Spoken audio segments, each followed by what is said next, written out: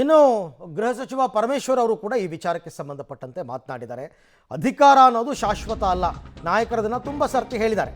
ರಾಜಕೀಯ ಶಾಶ್ವತವಲ್ಲ, ಇದು ಎಲ್ರಿಗೂ ಗೊತ್ತಿರುವ ವಿಚಾರ. ನಿಜ, ಅದೊಂದು ಸತ್ಯ. ಅದು ಅಧಿಕಾರ ಅನ್ನೋದು ಶಾಶ್ವತ ಅಲ್ಲ. CM ಯಾಕೆ ಹೀಗೆ ಹೇಳಿದ್ರೋ ನನಗೆ ಗೊತ್ತಿಲ್ಲ. ಅವ್ರ ಬಾಯಲ್ಲಿ ಯಾಕೆ ಈ ಮಾತು ಬಂತು? CM ಅವ್ರನ್ನೇ ಕೇಳಬೇಕು, ಅವರೇ ಇದಕ್ಕೆ ಉತ್ತರ ಕೊಡಬೇಕು. ಆದರೆ ಅಧಿಕಾರ ಅನ್ನೋದು ಶಾಶ್ವತ ಅಲ್ಲ. ಕಾಂಗ್ರೆಸ್ನಲ್ಲಿ ಎಲ್ಲವೂ ಕೂಡ ಇತ್ಯರ್ಥ ಆಗಿದೆ. ಸಣ್ಣ ಪುಟ್ಟ ವ್ಯತ್ಯಾಸ ಇದ್ದರೆ ಸರಿ ಹೋಗುತ್ತೆ ಅಂತ ಗೃಹ ಸಚಿವ ಪರಮೇಶ್ವರ್ ಅವರ ಮಾತು.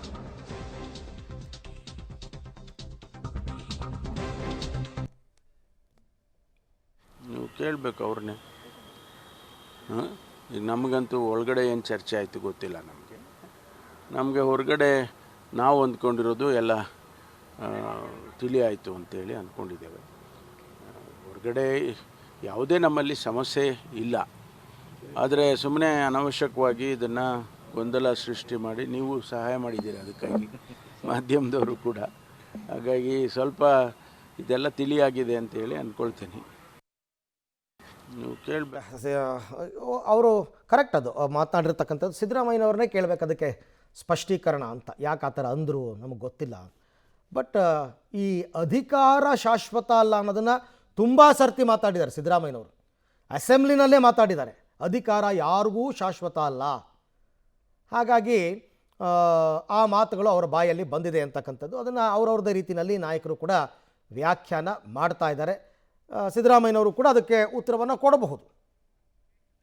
ಈ ಬಗ್ಗೆ ಮತ್ತಷ್ಟು ಮಾಹಿತಿ ನನ್ನ ಕೊಲೀಗ್ ಸುಖೇಶ್ ಅವರಿಂದ ಪಡ್ಕೊಳ್ಳೋಣ. ಸುಖೇಶ್, ಈಗ ಸಿದ್ದರಾಮಯ್ಯನವರು, ನಾನು ಆಗಲೇ ಹೇಳ್ತಾ ಇದ್ದೆ, ಅವರ 45 ವರ್ಷದ ರಾಜಕೀಯ ಜೀವನದಲ್ಲಿ ಹೆಚ್ಚು ಕಡಿಮೆ 40 ವರ್ಷ ಕಾನ್ಸ್ಟಿಟ್ಯೂಷನಲ್ ಪೋಸ್ಟ್ ಇದ್ದೇ ಇದೆ ಅವ್ರಿಗೆ ಅಧಿಕಾರ. ಹಾಗಾಗಿ 7.5 ವರ್ಷ CM ಆಗೂ ಅಧಿಕಾರ ನಡೆಸ್ಬಿಟ್ಟಿದ್ದಾರೆ. ಇದೆಲ್ಲ ನೋಡೋರಿಗೆ ಏನಾದ್ರು ಬೇಸರ ಆಗ್ಬಿಟ್ಟಿರ್ಬೋದಾ? ಯಾರಿಗ್ರಿ ಬೇಕು ಇದೊಂದು ಪೋಸ್ಟ್ಗೋಸ್ಕರ ಇಷ್ಟೆಲ್ಲ ಒದ್ದಾಡಬೇಕಾ ಅನ್ನೋ ರೀತಿಯಲ್ಲಿ? ಅದಕ್ಕೋಸ್ಕರ ಆ ಮಾತುಗಳ ಬಾಯಿಗೆ ಬಂತ ಅಂತ ಅರವಿಂದ್ ಅವರು ಇದೇ ಕಾರಣಕ್ಕಾಗಿ ಹೀಗೆ ಹೇಳಿದ್ದಾರೆ ಅಂತ ಹೇಳೋದಷ್ಟು ಕಷ್ಟನೇ. ಯಾಕಂದರೆ ಈಗ ಅಧಿಕಾರದಲ್ಲಿ ಇದ್ದಾರೆ ಮತ್ತು ಒಂದು ರೀತಿಯಲ್ಲಿ ಅಧಿಕಾರದ ಪಲ್ಲಟದ ಪರಿಸ್ಥಿತಿ ಅನ್ನುವಂಥ ಒಂದಷ್ಟು ಸನ್ನಿವೇಶಗಳು, ಒತ್ತಡಗಳು ಬರ್ತಾ ಇರುವಂಥದ್ದು, ಅಥವಾ ಒಂದು ಹಂತಕ್ಕೆ ಒಂದೂವರೆ ತಿಂಗಳಲ್ಲಿ ಒಂದಂಥ ಮಾತುಕತೆ ನಡೀಬಹುದು ಅನ್ನುವಂಥ ಚರ್ಚೆ, ಅಥವಾ ಹೈಕಮಾಂಡ್ ಏನು ತೀರ್ಮಾನ ಕೈಗೊಳ್ಳಬಹುದು ಅನ್ನುವಂಥ ಸಹಜವಾದ ಒಂದು ರೀತಿ ಆತಂಕ ಅಥವಾ ನಿರೀಕ್ಷೆ ಇವೆಲ್ಲವೂ ಇದೆ. ಈ ಸಂದರ್ಭದಲ್ಲಿ ಅವರು ಆಡಿರುವಂಥ ಮಾತು ಅಂದರೆ ನಾನು ಯಾವುದಕ್ಕೂ ಅಂಟಿಕೊಂಡು ಕೂರೋನಲ್ಲ ಅನ್ನುವಂಥ ಒಂದು ಸಂದೇಶವನ್ನು ರವಾನಿಸುವಂತೆ ಕಾಣಿಸ್ತದೆ. ಸಹಜವಾಗಿ ಸಿದ್ದರಾಮಯ್ಯ ಬಹುತೇಕ ಸಂದರ್ಭಗಳಲ್ಲಿ ನೇರ ಮಾತುಗಳನ್ನ ಆಡಿದಂಥವ್ರು, ಏನೇ ಇದ್ರೂ ಹಿಂದೊಂದು ಮುಂದೊಂದು ಅನ್ನೋ ಪ್ರಶ್ನೆವೇ ಇಲ್ಲ ಅನ್ನುವಂಥ ರೀತಿಯಲ್ಲಿ ದಾಟಿಯಲ್ಲಿ ಮಾತನಾಡಿದಂಥವ್ರು. ಆದರೆ ನಿನ್ನೆ ಅವರು ಆಡಿರುವಂಥ ವೈರಾಗ್ಯದ ರೀತಿಯ ಮಾತು, ಯಾರಿಗೂ ಶಾಶ್ವತ ಅಲ್ಲ ಅನ್ನುವಂಥ ಮಾತು ಈ ಸಂದರ್ಭದಲ್ಲಿ ಪ್ರಾಮುಖ್ಯತೆಯನ್ನು ಪಡೆದುಕೊಳ್ಳುವಂಥದ್ದು ಅವರ ಮನಸ್ಸಲ್ಲಿ ಏನು ಓಡ್ತಾ ಇದೆ ಅನ್ನುವಂಥ ವಿಚಾರಕ್ಕೆ. ಅಂದರೆ ಎಲ್ಲ ರೀತಿಯ ಲೆಕ್ಕಾಚಾರವನ್ನು ಅವರು ಹಾಕಿದಾರಾ? ಅಂತಹ ಪರಿಸ್ಥಿತಿ ಬಂದರೆ ಮಾನಸಿಕವಾಗಿ ಅದಕ್ಕೂ ಸಿದ್ಧರಾಗೋಣ ಬಿಡೋದಕ್ಕೆ, ಅಥವಾ ಹೈಕಮಾಂಡ್ ಇನ್ನೂ ಅಧಿಕೃತವಾಗಿ ಏನು ಹೇಳದೇ ಇರೋದ್ರಿಂದ ಈಗಲೇ ಅದ್ರ ಬಗ್ಗೆ ಚಿಂತೆ ಮಾಡಿಕೊಂಡು ಯಾಕೆ ಇರಬೇಕು, ನೋಡೋಣ ಮುಂದೆ ಏನು ಬರುತ್ತೋ ಆಗುತ್ತೆ ಅನ್ನುವಂಥ ಲೆಕ್ಕಾಚಾರದಲ್ಲಿ ಮಾತಾಡಿದ್ರು.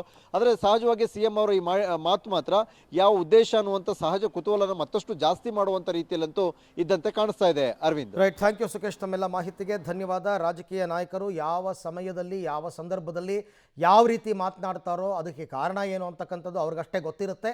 ಸಿದ್ದರಾಮಯ್ಯನವರು ಈ ಮಾತನ್ನು ಯಾಕೆ ಆಡಿದ್ರು ಅಂತಕ್ಕಂಥದ್ದು ಕೂಡ ಸಹಜವಾಗಿ ಎಲ್ಲ ಕಡೆ ಚರ್ಚೆ ಆಗ್ತಾ ಇದೆ.